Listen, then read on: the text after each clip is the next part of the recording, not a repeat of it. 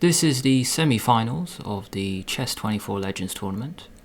Carlsen is already in the final, he beat Peter Svidler. This is the second semi-final between Ian Nepomniachtchi and Anish Giri. It's all come down to blitz, and in this game, Ian has white, Giri has black.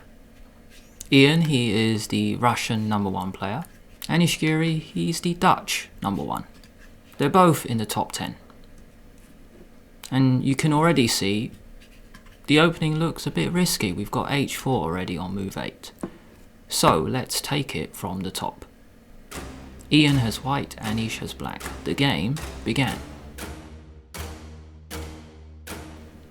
e4, e5, knight f3, knight c6, d4. We have the Scotch game. This is the blitz part, and both players have 5 minutes on the clock, with 3 seconds per move. Take, knight takes d4, knight f6, allowing the main line of the Scotch, which can lead to some very crazy positions. Knight takes knight, you take with a pawn, you don't want the queens to come off, and now e5. Gaining space in the center. And here we have queen e7, pinning the pawn to the king, and queen e2, unpinning the pawn. So already it's move 7 and both sides have moved their queen. The main line of the Scotch. The knight has to move, so it goes to the center, and the main move here is to go c4 to attack the knight. But today, h4 was played by Ian. Now here, Ian has played the Scotch 27 times. And h4 he's played 5 times. If we include this game, it is 6 times. From this table, you can see Ian has played h4 5 times. With a score of 3.5 out of 5, the interesting thing is, he has played Anish in this line before. What is the point of this move?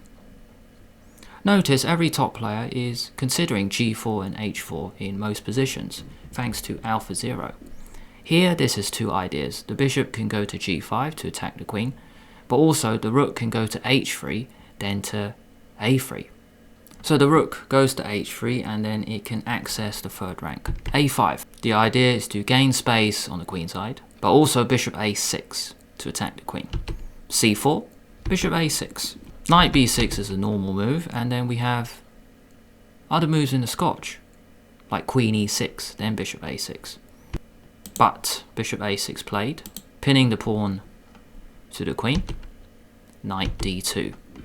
So we are following exactly what they played last time they met. In the previous game, g3 was played. This was a blitz game back in 2017. And after knight b6, knight d2, d5, Giri already struck in the center. En passant, take, and then c takes d6. But today, Ian deviates first, and he goes knight d2 instead. What's the idea? The knight can go to f3 to defend the e5 pawn, or it can go to e4. Knight b6, h5. Queen e6. You can stop this pawn going further by playing h6 yourself. And if we have moves like b3, queen e6, bishop b2, castle, d6, black can break open the center. There's a really cool move here. E takes d6, queen takes queen, and it looks normal just to recapture your queen, but d7 check. Take, and then bishop e2. The bishop on e2 is much better than the bishop on a6. Also, black still has doubled pawns. h5, and Giri goes wrong with queen e6, giving Nepo the chance to go h6, which he takes. The point of this is to get control of the f6 square. Here, Giri takes the pawn. He could go g6, but f6 is still weak, and white is going to land a knight there. b3, castle, bishop b2, bishop c5, castle, rook e8, knight e4. And if the knight goes to f6 or to g5, we're attacking h7. So Giri takes. Already it's gone a bit wrong for him. b3, castle, bishop b2, bishop g7, castle. And why is better? Because both bishops are not active. The bishop on a6 is very sad. It needs to come back in the game. And one way it could come back is king b8 and then the bishop back to c8 with d6. Rook e8 and f4. Black really is missing a g-pawn. He has two useless h-pawns. If he had a pawn on g6, then he could go g5 trying to attack the white pawn chain, but he doesn't. So white has a big advantage here. f6 breaking up the position. Another pawn break was d5. But this break is not possible because c takes d5. And notice queen and bishop for both sides are hanging. Bishop takes queen, take. You take the rook, but then e takes f7 first. Important in-between move. So rook f8 and king d1. Take, and then g3. And white has a knight and 2 pawns for the rook. White has 2 passed pawns, the e and f pawns. These 2 pawns don't really exist, they're useless, and white has a chance to control a lot of light squares. Control here, the bishop could go there, this rook has a chance to swing to the center. King can get out of the way. f6, white has a big advantage with knight e4. Really, black is missing the fact that the bishop used to be on f8 controlling c5. F takes e5 played, which led to knight c5 attacking queen and bishop. Now another option might be d6, which does control c5. But white has a nice cool move here, just sidestepping with queen f2. Getting off the e file. If you take, then this is white's idea, c5. And bishop on f1 attacks the bishop on a6. If you take, cool move here, very accurate. You might just take on f1, but throw in f5 first. No capture on f4, the queen moves, and then you can take on f1. And white is winning here. So f takes e5, knight c5. Queen f5, knight takes a6. So Ian is a bishop up. However, maybe black has a lot of pawns. Queen d3, bishop takes b2 check, take. Queen e5 check, queen c3, and king b7. So maybe this was Giri's plan. The knight is not coming out soon. The queen's come off, take, take, and Ian admits it. He's saying, whilst you use your time to take the knight, I'm going to take your pawns. Now there was a really cool way out with b4. If king takes knight, then c5 check, and the knight is attacked. Really cool variation. King b7, take, take. Black has so many pawns. He's got 4 pawns for the bishop, but a few of them are just going to fall right now. Let's take on here. Let's take on h6, and if you go rook a8, then bishop c4. Defending the a2 pawn. You could go rook takes d7 check here, but the point is, I just want to show, after a move like bishop c4, the a and the g pawn are very much alive, and white is going to win this.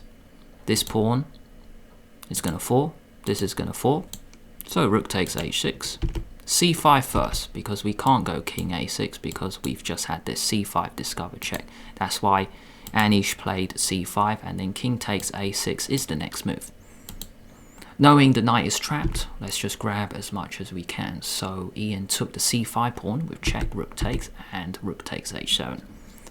So let's consider this position. 4 pawns each, 2 rooks each, but this bishop is much stronger than this knight. Its dream post is on f3, because on f3 it controls this wonderful diagonal. But why is it the dream post? Because it's got a g2 pawn protecting it. Rook f8 defending f4 and bishop e2.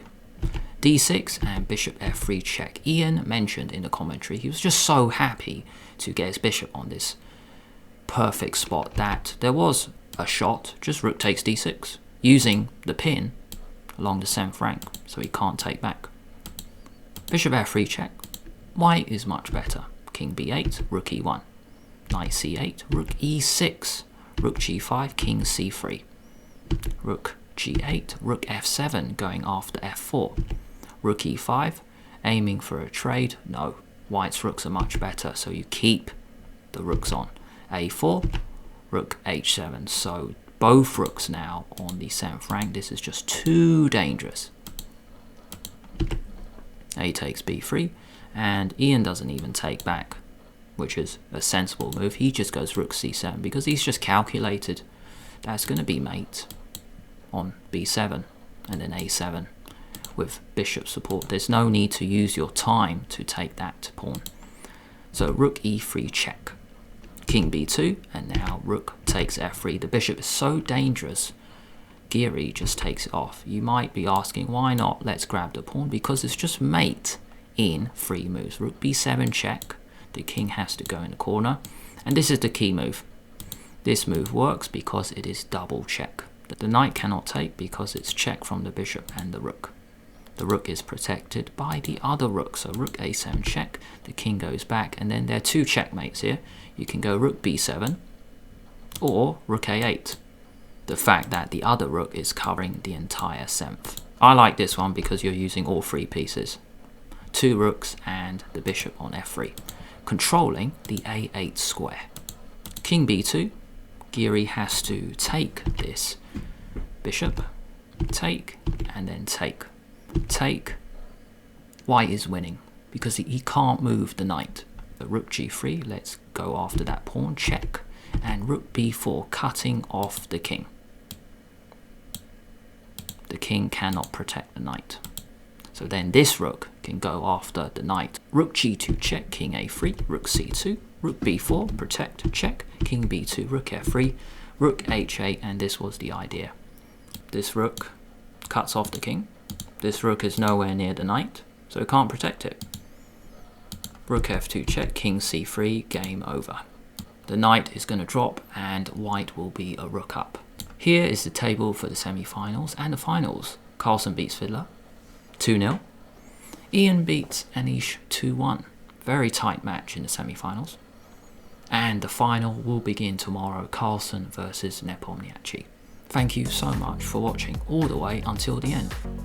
If you feel you've got a little bit better at chess, then subscribe to the channel. Make sure you like the video as well. When you subscribe, hit that bell to get notified each time I release a new video.